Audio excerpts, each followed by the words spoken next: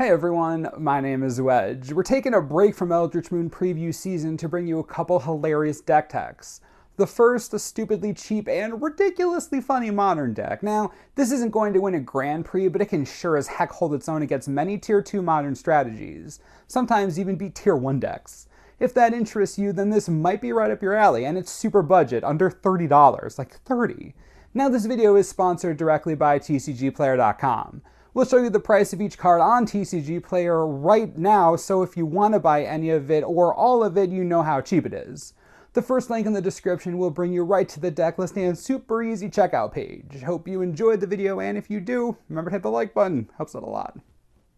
Mono White Goats! I had no idea we would ever end up here, but I gotta say the deck's pretty funny. Imagine Soul Sisters in Modern plus, I don't know, goats I guess.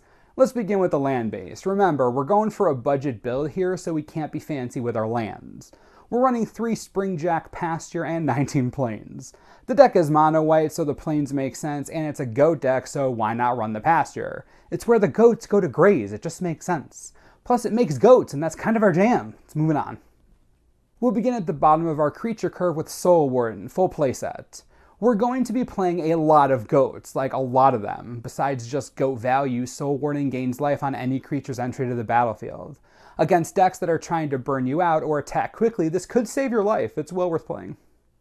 The Warden is our only 1-drop. Looking at 2 drops, we have a playset of Nyx's Fleece Ram. As you can probably already tell, we have a theme here. Now, the Ram isn't a goat technically, kind of, but it does gain a bunch of life and helps to stem the bleeding from early attackers, which again, is kind of what we're all about. Perfect 2-drop, and it survives a ton of damage-based removal. Before we talk about the 3-drop slot, we're going to go straight up to 4 mana, where the entire point of this deck is. 4 Springjack Shepherd. This is the core of the GOAT deck. For those of you who don't know, Chroma is the mechanic that existed before Devotion. When the Shepherd enters the battlefield, we get 0/1 GOAT tokens equal to the number of white mana symbols and mana costs of permanents we control. For all intents and purposes, Devotion. This is the key to the deck. Our entire deck is white, so we can get the most out of our Shepherd's Chroma trigger. With that in mind, let's look at 3 drops. The 3-drop slot is where the meat of our deck is. We're running 4 Kithkin Harbingers. Our Goat Shepherd is a Kithkin. This Harbinger grabs Kithkins. You do the math. We clearly need our goats to be able to do anything. The Harbinger is a tutor, plus it adds a body to the field and provides an additional white mana symbol when we eventually cast the Shepherd. No reason not to have it.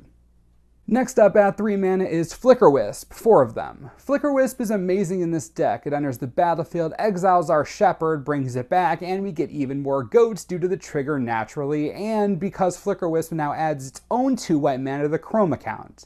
Great way to more than double up your goats. Trigger the Soul Warden a bunch of times, and even search up another Shepherd if we have to blink the Harbinger in a pinch.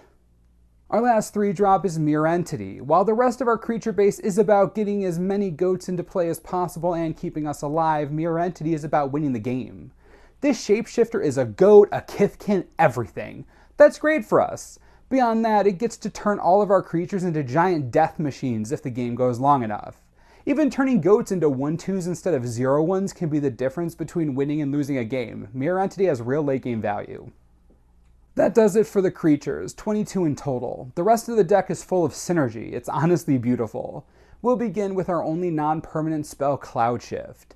As you can imagine, this card is basically an easier Flicker Wisp. You can cast at instant speed, saving the Shepherd from certain death. You can simply use it to quickly double your goats. There are a million uses for a card like this. It's perfect for what we're trying to do. And don't forget about those Warden triggers. It's just so good.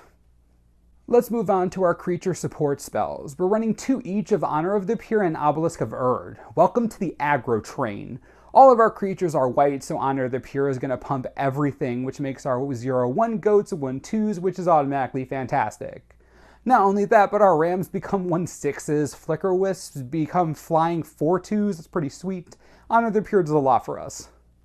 Obelisk of Erd really puts on the pressure though. Our goats may not look intimidating, but as soon as that obelisk hits the battlefield, no more Mr. Nice Shepherd. Super easy to cast thanks to Convoke, makes all of our goats 2/3s, which is just insane considering how easy they are to get.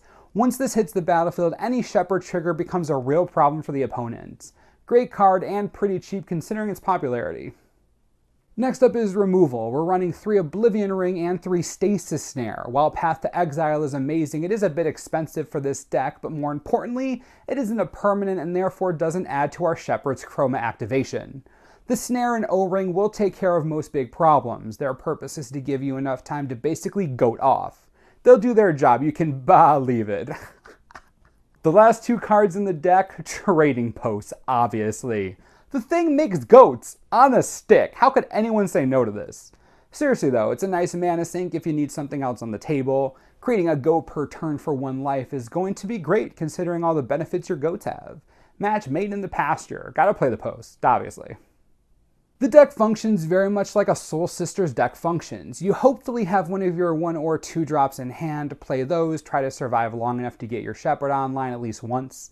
Then just value out your opponent if they're on a creature-based strategy. This deck performs reasonably well on the ground, you'd be surprised. Now if you like the deck and want to upgrade it for even more hilarious goat awesomeness, you can absolutely do that. Eldrazi Monument is my first upgrade recommendation. Sacrificing a goat won't be so bad on upkeep if all your other creatures are basically Superman now. It's an amazing card. You should also consider a Johnny Goldmane as a 1 or 2 of. The -1 ability is game ending. Counters and vigilance, that's brutal. Great way to close a game out. Similarly, Gideon Ally of Zendikar's -4 ability can also end games, worth looking into. With these upgrades, you're looking to make your goats as dangerous as possible. Those are the cards you need to be targeting. On the creature front, the only real upgrade I'd make is turning Nyx Fleece Ram into Wall of Omens.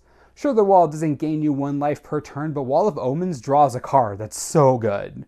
Ram on sideboard for fast strategies, of course, but the wall is probably going to be better in more situations. Well, what do you think? Do you like it? I gotta say, I've been playing it for the past few weeks, and it's just so resilient. It actually survives against a lot of decks you think it wouldn't. Amazing against a lot of Jund variants, Liana of the Veil couldn't be more useless. It recovers decently well from board wipes due to your normally massive life gain. You get to live forever. I love it. I hope you like it. And remember, if you want the deck list or if you want to purchase any of the cards we talked about in the video, first thing in the description. Helps the channel out and you can buy a sweet budget deck. Can't go wrong there. We'll be back with more Eldritch Moon previews real soon. As always, subscribe for the latest and most reliable Magic the Gathering information you could ever need. This is the Mana Source. I'm Wedge. Thanks for watching. We'll see you next time.